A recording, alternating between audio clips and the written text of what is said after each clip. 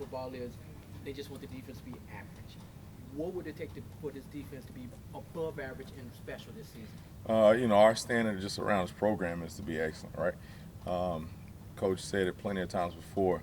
Our goal, and we're not shy of it, is to go win a conference championship, and whatever that looks like, from offense, defense, and special teams. And we know we got to play our best ball on all three phases to do that. So we're preparing ourselves each and every day for that. Any standouts in the DB room so far? I know it's been a couple days of practice, but any guys that are standing out? I mean, Greg Rubin is a guy that's been here as a starter since a freshman, guy that commands the room, guy that communicates very well. Looking forward to a lot from him. I know you're talking to Coach White a little bit later, but Julian Barnett is a big-time asset for us on special teams. We're looking for him to step up on defense as well. And just that room together across the board is very competitive right now, which makes it a great competition, not only amongst the DBs, but the defense, special teams, and also against the offense. So looking for those guys to continue to push each other, all right, again, so we make each other better to get ready for the season. You mentioned Greg. I mean, he's a veteran program at this point. Just what steps have you seen him and turn himself into one of the leaders in that locker room? Yeah, early on, I think he was a guy that kind of led by example and was kind of shy to say anything. But I think he's embraced not only the leadership role as far as speaking up, but also a representation of this city and this team. Being a Memphis native, I think that guy has carried the city as much as anybody on this team. And I think he takes pride in it each and every day. And again, he speaks, the Memphis not only logo, that's branded on his chest, but also, he carries Memphis on his back as well. So just again, being able to step up and vocally be a leader on this team as well, I think that's the biggest stride he's made in offseason. And then a guy like Kobe Minor.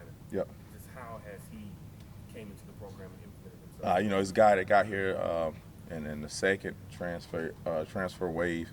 So he got here this summer. A guy that we all kind of felt good about getting him here.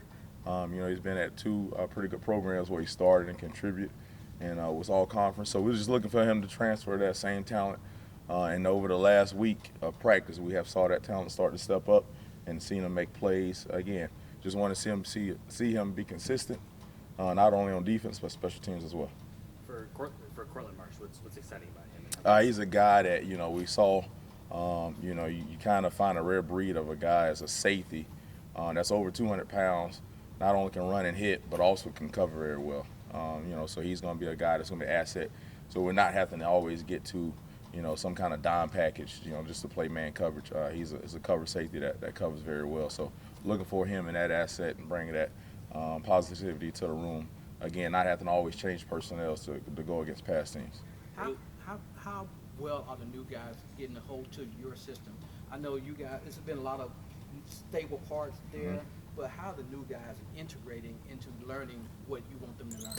I think first and foremost is you got to realize all guys learn different ways. Some guys are visual, some guys are rep guys, some guys are individual guys, some guys are group learners. So again, just kind of trying to integrate all that throughout the summer with our OTA practices, integrate different ways of learning, different ways of meeting, teaching, and just kind of find out what guys grasp, what learning abilities, and then individualizedly, programming those guys and what a way they learn best. It's been good. It's been good, and I think the older guys have helped some of the younger guys or new guys as well. When we're not able to meet with them as coaches, pulling those guys and doing 7-on-7s on their own throughout the summer helped very much. You mentioned Julian earlier. Just Yes, what's sir. been the biggest thing that he's improved on from last year to this year? I think it's just consistency. I think he's always been, as we saw in the past, a very consistent special teams guy and a big asset in that phase. But also, starting to be more consistent on defense and not getting down on himself. I think he's a guy that has a lot of talent. He's moved positions quite a bit in college football, from going from receiver to kind of a return guy to now a DB. I think he's kind of starting to settle in at that DB spot, and again, just being more consistent. You talked about Greg having pride in the city, being from here, how helpful he is during practice and in games. Yeah. Does that help with recruiting in Memphis as well? Yes.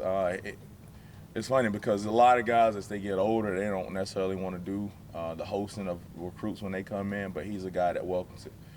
He's been hosting recruits ever since he got here from day one. And over the summer when we had recruits on campus, he hosted guys then, and we got a lot of those guys to commit. So, yes, he's a great asset in that point. Coach, talk to me about the depth of your room and how many guys are competing for starting spots. Yeah, I mean, we hadn't listed any starters, of course, at all. So guys know it's competition, and the depth chart is etched and scanned, and it changes every day with the rotations, how many reps we get. I mean, just through the first 6 days, I mean, guys have gotten over, every single guy in the DB room has gotten over 120 team reps. All right, that's not individual in it. I'm talking about team reps. So that's from freshmen all the way up to seniors. Again, so I think just being able to move guys around and create that competition is creating depth. You know, feel good about it right now, but we got to continue to push as we go into full pass tomorrow. Coach's league is wide open in terms of offense. A lot of teams throw the ball. So what's your message to the new guys coming in, you know, that look at the numbers and, you know, they say, well, you gave up 450-yard passing or whatever. How do the new guys, how do you kind of acclimate them to such a wide open league? Yep, I tell them that the reason that they're here is because of what they did where they were at, right? So those guys competed and made plays there, and we're bringing you here to do the same thing. With that being said, those guys understand the challenge that they have accepted to come here. And again, like I said, they're bringing those assets with them. That's why we recruit them. I know you've talked about it before, but just how big is it to have, you know, Davion Ross back and help? I think it's a great asset. It's a guy that can cover on the outside and inside. He's going to bring some speed back on the edges, you know, as far as guys that can blitz off the edge as well, and just be versatile. And, you know, like I said, he's another leader in that room. Guy has played a lot of football, has knowledge of the game, and being able to move him around and get different guys in different seats, I think will help in the long run. Hey, Coach, I know the expectations are high on this season. How do you keep your guys tuned in on the day-to-day so you don't skip a step and stub your toes? I think kind of what we mentioned earlier, that competition, right? That competition within the room is going to not allow them to look forward to anybody, right? It's going to look forward to that day and those reps and competing against the guy next to them to get on the field first, all right? Before we even play anybody, they got to find a way to get on the field. So I think just that competition on a day-to-day basis and those guys seeing that they're moving up and down the depth chart each and every day, I think that's humbling those guys to continue to fight and compete at a high level.